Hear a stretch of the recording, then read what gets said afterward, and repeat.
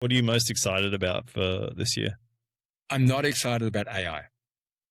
And Mm. it's just, AI is great and we have to use it. And with the scale of content we build now, the scale of thinking we have to do now, we have to use AI. People have had enough and they're going to stand up and be heard and have their voice. And I'm really excited by people finding their voice and talking. From a creative point of view, brands are now realizing that they can't literally survive on sales numbers alone. Like everything drives profit, but what's going to drive the sales numbers and the brand is where the money is going to really be in years to come. So I'm excited about this. The reinvestment in people and the reinvestment in brand is probably the biggest thing that I'm excited about. I sense there is a world of possibility where optimism, we're going to go through some hard times, but optimism is going to be the winner at the end of the day. Production companies, I wouldn't want to be in that space at the moment. That's a phenomenally hard space. The further downstream you are, the more at risk you are from elimination from AI, right? Yeah, and they're squeaking out pennies on the dollar, and that's not a way to survive. It's just not a good existence. And so I think from an agency point of view, it's really how do you really find that core nugget of what you want to be great at and what type of clients you really want. And it's like friends, like knowing who you want to spend most of your amount of time with is probably the key thing.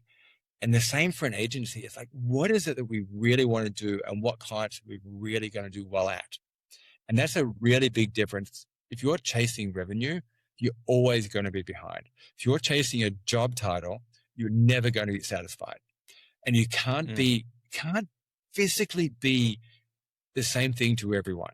It's impossible. Like you're spreading yourself too thin.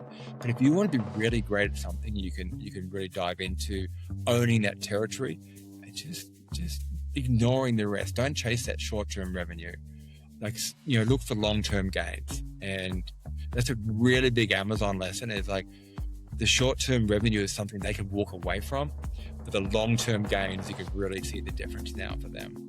What would you advise people to identify as like the North Star to either, reorganize the business or to sort of rally the troops around something that's really motivating versus just, chasing profits?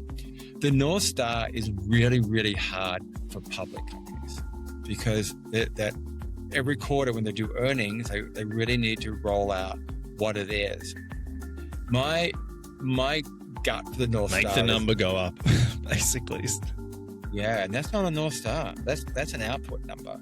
And you should be really focused on the input. The North Star to me is not about revenue. The revenue will come. The North Star is what you are going to mean to the person who's going to buy your product.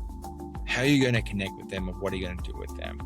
And from a Kohler point of view, we talk a lot about being bold and being gracious and everything like that and creating those moments for people to exist in. For Nike, if you have a body, you're an athlete, and it's about empowering the other people. So the North Star is not about your company. It's really about who you're trying to serve and who you're trying to do something better for.